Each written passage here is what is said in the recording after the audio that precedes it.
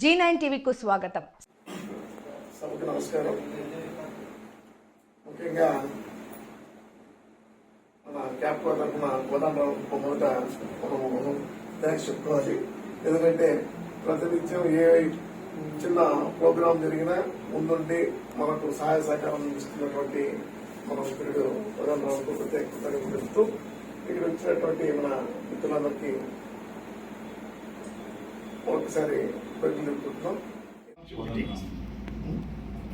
మార్చి 1 తర్వాత ఏర్పడినటువంటి కొత్త కార్యవర్గ సమావేశంలో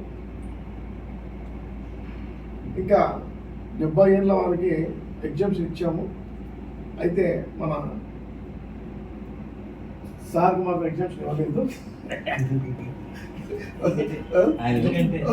ఎందుకంటే ఆయన మనకంటే చిన్నోడు కాబట్టి సో అన్నిటికీ ముందుండి మనం నడిపిస్తున్నటువంటి మన నాగేశ్వరరావు గారికి ప్రత్యేకంగా తెలుపుకుంటున్నాం. ఇంకా ఈనాడు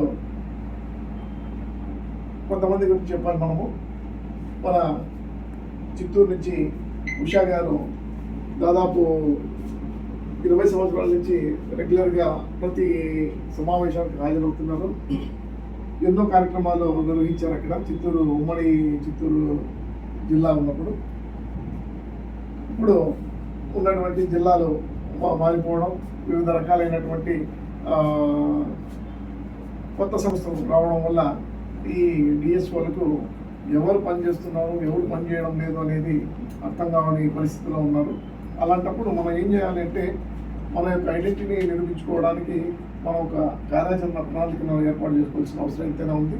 అందులో భాగంగానే ఈరోజు మనం ఒక ప్రత్యేకమైనటువంటి కార్యక్రమాన్ని నిర్వహిస్తున్నాం. ఇంకా రానున్న రోజుల్లో కూడా మన క్యాప్కో తరఫున 2 రోజులు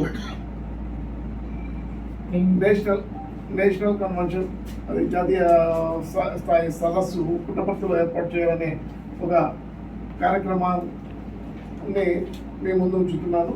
ఎందుకంటే ఈ కార్యక్రమం అనేది ఒకరితో జరిగే పని కాదు కాబట్టి రాష్ట్ర స్థాయి సదస్సుతో పాటు జాతీయ స్థాయి సదస్సు కూడా ఉంటుంది. ఇది సిసిసి వారి సార్కు మనకు ఐడియా ఉంది. సార్తో నేను డిస్కస్ చేయడం కూడా జరిగింది.